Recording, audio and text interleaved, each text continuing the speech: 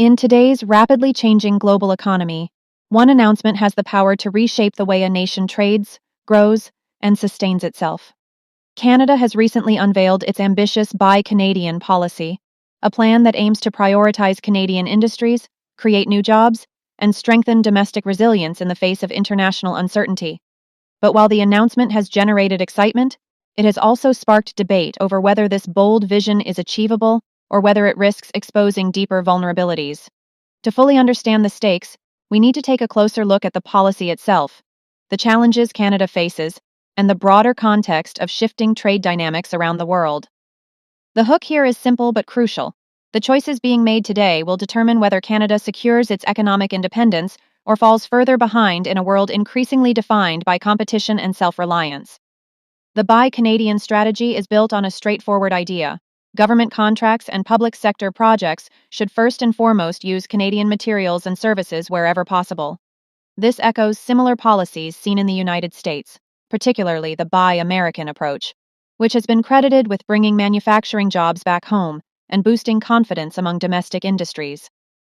For Canada, the plan involves billions of dollars in potential contracts being directed toward Canadian businesses, ranging from construction and defense to renewable energy and housing development. Supporters argue that this could anchor Canadian industries, reduce reliance on imports, and create long-term growth opportunities. However, the reality is more complex. Canada has long operated within a framework of free trade agreements, which made it easier to import goods and services from around the world. While this system provided consumers with cheaper products, it also hollowed out parts of Canada's manufacturing base, leaving the country increasingly dependent on foreign suppliers. Today, with global supply chains under pressure, trade tensions rising, and countries turning toward protectionist policies, the Canadian government is under pressure to rethink its strategy. The challenge lies in balancing national resilience with the realities of international trade. Economists point out that Canada's debt levels are at historic highs, leaving limited fiscal space to provide endless subsidies or incentives. The question becomes whether Canadian companies can truly compete globally if protected only by government contracts, or whether deeper structural reforms are needed. At the same time, global trade itself is undergoing a seismic shift. For decades, free trade agreements fueled growth, lifted millions out of poverty, and created interconnected supply chains. But now, the world is witnessing a sharp turn toward economic nationalism. The United States, under its America First agenda, has implemented tariffs at levels not seen since the 1930s, reshaping trade relationships with allies and competitors alike. Countries seeking access to the American market must now consider new requirements, from domestic investment to policy alignment. This shift is not limited to North America.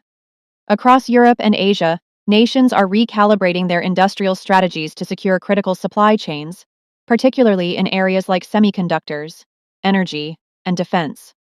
The rise of artificial intelligence, automation, and green technologies is further accelerating the need for nations to build domestic capacity. For Canada, this means navigating a far more competitive environment than before. Critics of the Buy Canadian policy argue that it risks creating short-term gains while overlooking long-term competitiveness. By focusing too heavily on government procurement, there is a danger of industries becoming dependent on subsidies rather than innovating and scaling to compete globally. On the other hand, advocates believe that without a decisive push now, Canada will continue to see its industries shrink and its workforce displaced by cheaper foreign alternatives. Recent employment reports show rising joblessness in certain regions, signaling that action is urgently needed.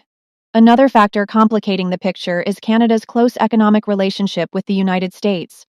As the world's largest economy, the U.S. sets the tone for trade policy. When Washington prioritizes domestic industries, other countries are often forced to respond in kind. Canada's reliance on the U.S., as both its largest customer and supplier, creates unique vulnerabilities. Trade disputes, tariffs, or changes in American policy can quickly ripple across Canadian industries, from agriculture to automotive manufacturing. The Buy Canadian approach is, in part, a response to this dependency, an attempt to carve out greater self-sufficiency. Yet achieving this goal requires more than slogans.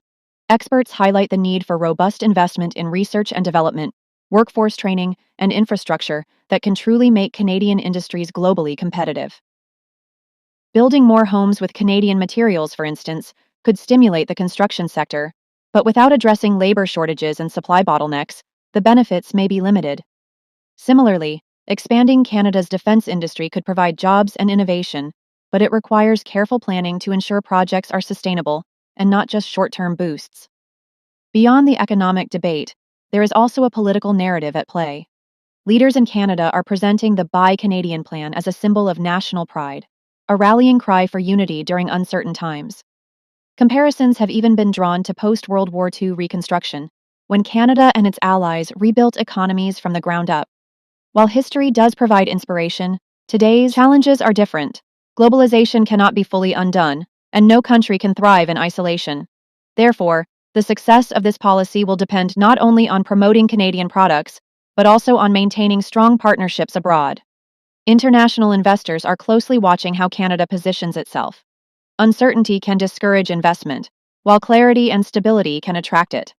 That is why consistent messaging, transparent policies, and measurable results are critical. The stakes are not just about today's contracts, but about the future shape of Canada's economy.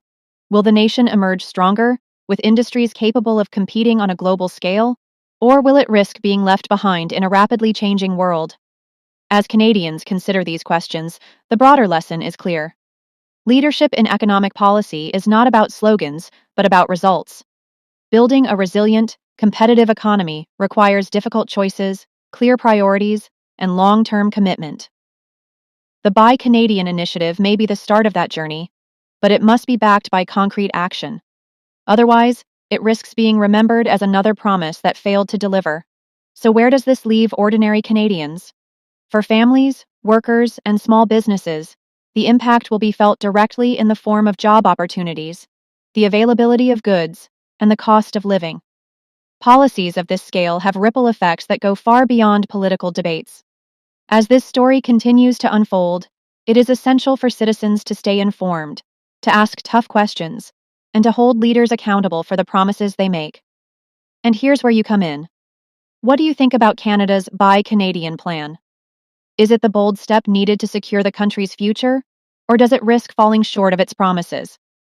Share your thoughts in the comments below.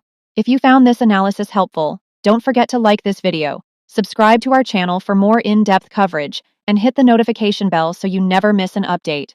Canada's economic future is being written right now, and together we'll continue to track every development along the way.